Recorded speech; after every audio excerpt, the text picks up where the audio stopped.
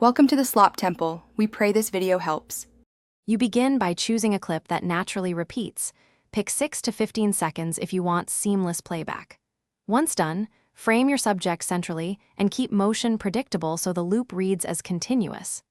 Next, open the YouTube app, tap the plus to create a short, and import or record the clip. You should check aspect ratio is 16:9 vertical and trim rough edges now, because clean endpoints make the loop feel intentional and professional when the video restarts. Now refine the middle work. Trim the start and end to align matching motion or identical poses, and make micro adjustments of 1/10 to 3/10 of a second until the cut reads invisible. Make measured use of speed adjustments, reverse or ping-pong loops to enhance repetition, but avoid jarring jumps. Add audio that repeats cleanly, either a short beat or ambient track, so sound matches the visual loop. When both align, viewers perceive a single continuous action rather than a restart.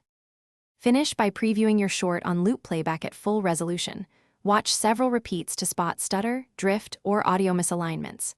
Make final color and crop adjustments only after the loop points are perfect, and ensure the export file size stays under limits. If the loop still feels off, try tiny trims, a 1/10 second crossfade, or nudging audio to sync. Once fixed, upload with descriptive title and loop-friendly thumbnail, and recheck on multiple devices to confirm consistency. Thanks for watching. Consider subscribing if we helped you.